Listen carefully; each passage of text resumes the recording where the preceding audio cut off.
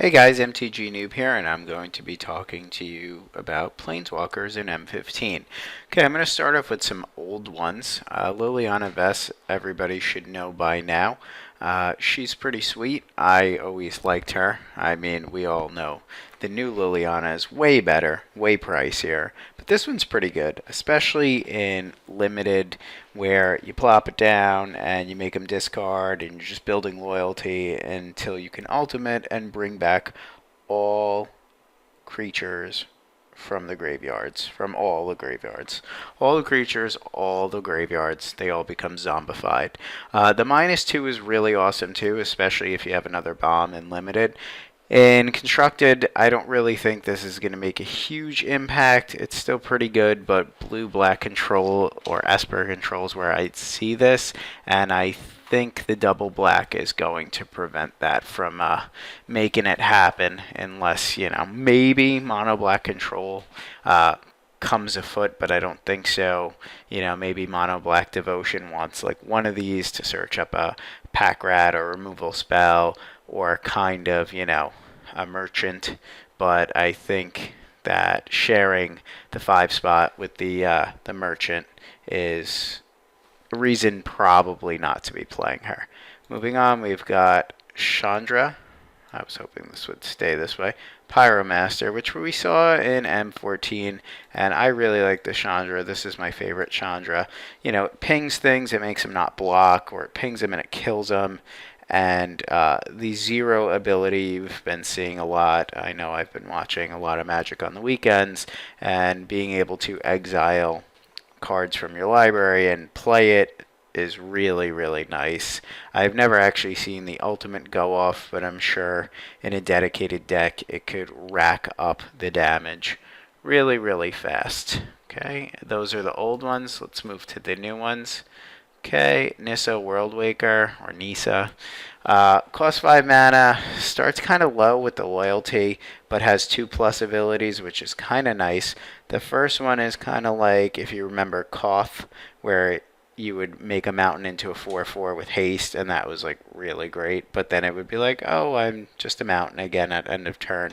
Now you get a 4/4, which is awesome because it could actually block, and any planeswalker that protects itself is usually a planeswalker. 5 mana is a lot, but when you look at its a second +1 ability, playing this and then untapping into like a sick 4-drop like Polychronos or just anything is really nice.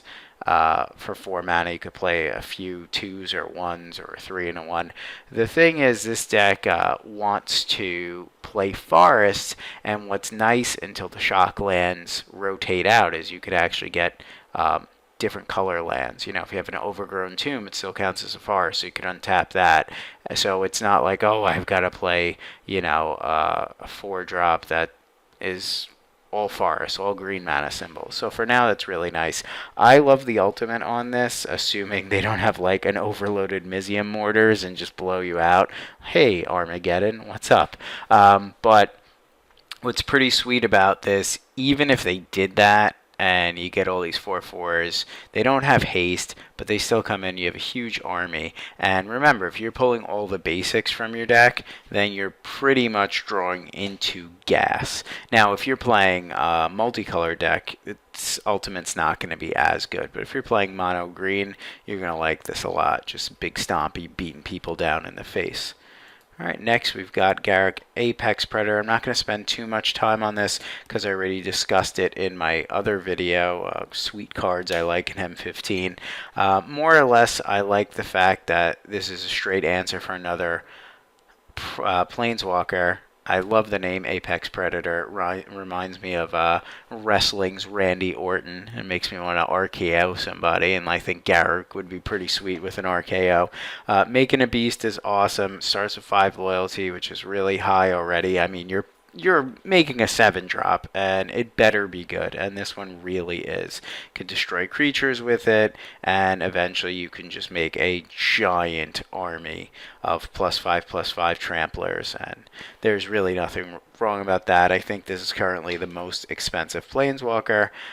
I don't know if it's going to stay that way. 7 mana is usually a little bit too high in standard, but I think M15 is going to be a much slower format. And if you look at Elspeth, she comes down and just, wrecks things. And Garruk coming down a turn later as an answer to Elspeth is also pretty nice. Okay, how'd that get in there? We call this a happy accident. Come and check out my Retro Revenge video game old school gaming channel. Plug, plug, plug, plug. Sorry, I gotta remove that picture. Okay, then we have Ajani. We have 2 more. I like this Ajani a lot. It's 4 mana. It's a single white. It can go in a control deck with other Planeswalkers due to its second ability. Let's talk about its first ability. Until end of turn, up to 1 target creature gets +1/+1 and gains first strike, vigilance, and lifelink. That's a house right there. It allows you to make one of your guys pretty big and gain some life. Probably kill something in combat if they block.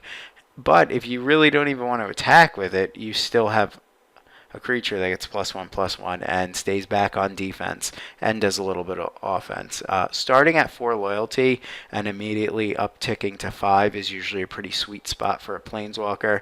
It does protect itself, assuming you have a creature out.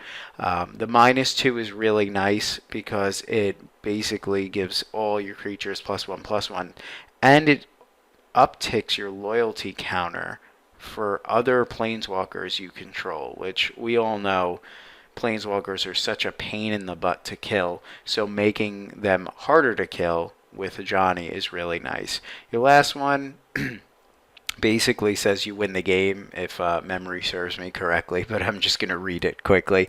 You get an emblem with, if a source would deal damage to you or a Planeswalker you control, prevent all but 1 of that damage. That's sick. That's just GG in most countries, I think that's GG in the whole freaking universe. It's like, oh, I'm going to deal you 20 out of nowhere. Oh, no, you're not. You're going to deal me not that. I can't do math today, but you get the gist. This is a very, very solid emblem to have. It's so good. I'm just, it's just really nice. I also like how the art goes up into the name. I know that's nothing new, but I think it's a pretty Ajani. And finally, we have supposedly the quote worst Planeswalker of the set. This is going to have to compete with Jace, Architect of Thought, which I don't think it's going to do very well for now. However, when that Jace rotates out, I think control players will just find a way to make this work. Some people are saying, oh, they finally made a bad Jace. I don't think it's horrible, but, when you look at its cost, it's fair. When you look at its loyalty, it's high. It does not protect itself, but if you uptick it, you're at 6. 6 is very hard to deal with, especially on turn 4, turn 5. There's a few monsters that could take care of this, but do you really want to attack this Jace? Let's look at it. The first ability really doesn't net you card advantage.